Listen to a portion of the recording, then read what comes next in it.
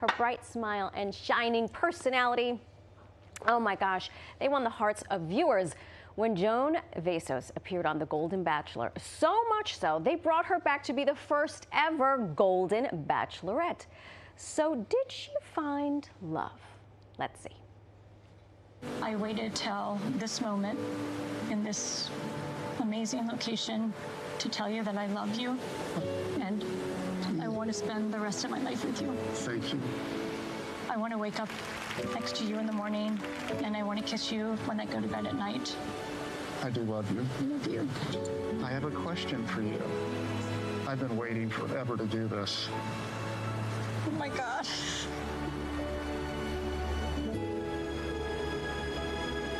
Joan, will you marry me? Of course I'll marry you. Yes! Now Joan is using her platform to raise awareness and money for a cause that is close to her heart, pancreatic cancer. Joan serves as an ambassador to the Pancreatic Cancer Action Network, and this week you can get involved by taking part in the PanCAN PurpleStride. Welcome to New York Living, Joan Vassos!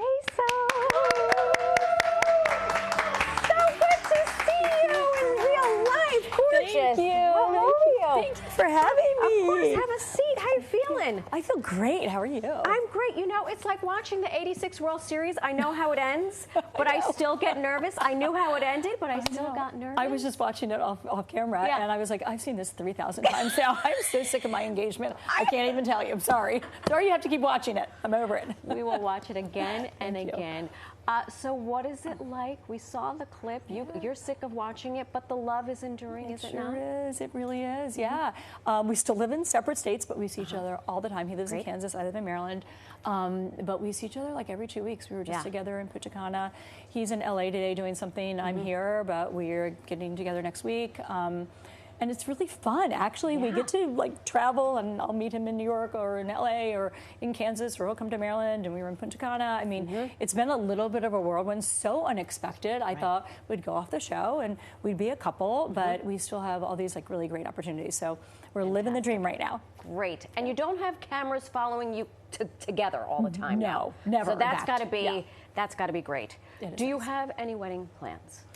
That you can share? So right now, I am planning my son's wedding, or helping to plan my son's wedding. So congratulations. Yeah, my oldest son is getting married to a wonderful girl, and they're getting married at the end of August. So like that's what I'm concentrating on. Good. So then, like when that is over, I think I'll start thinking my wedding plans. But we're actually, you know, this whole process, you do it very backwards. So you get engaged, and you take this weird leap of faith, and you think this is your person, and then you get to know each other. So we are at the point where like we're solid, we know each other, this is going to happen, but we kind of backed into it a little bit. So the wedding plans are coming, but we're in no huge rush. Like I don't have like a biological clock I'm worrying about. So we're going to get to it, but I just don't know when yet. This might be the new rubric of how folks should do it, right? Kind of, yeah. I think so. Take the leap and then get to know each other. I mean, we talk about New Yorkers who won't even share a bedroom with their significant other. And you guys are making it happen, and you're in separate states. And we are. We make it happen like every other week, and it takes some work. You know, we have to like kind of plan our schedules and when can we be in each other's locations. But we do, and it's working great, and it's actually a huge amount of fun. I love it. We're having fun. I love it. I love it. Okay, so Bachelor in Paradise is coming up. Yeah. Wow. This year, including Golden Bachelor contestants. So it's a collection of your ex-boyfriends and your friends. What could possibly go wrong? What could possibly go wrong? Or go right. I mean, something good can happen out of this. How funny is that? Very. That they're going to be together. I love it. I'm trying to get an invitation just so I can come watch, but I haven't gotten one yet. If anybody knows anybody. We'll make some calls. Yeah, make some calls, please. I think it's going to be amazing. I have been trying to be a matchmaker between these two groups since the minute I was allowed to talk to the men again. And is that right? I feel like they need to meet each other in person. Logistically, it's too hard. If you're not on a show together, and like it's just everybody lives in different places. So they're finally going to be like in the same location, and maybe we'll get some love connections.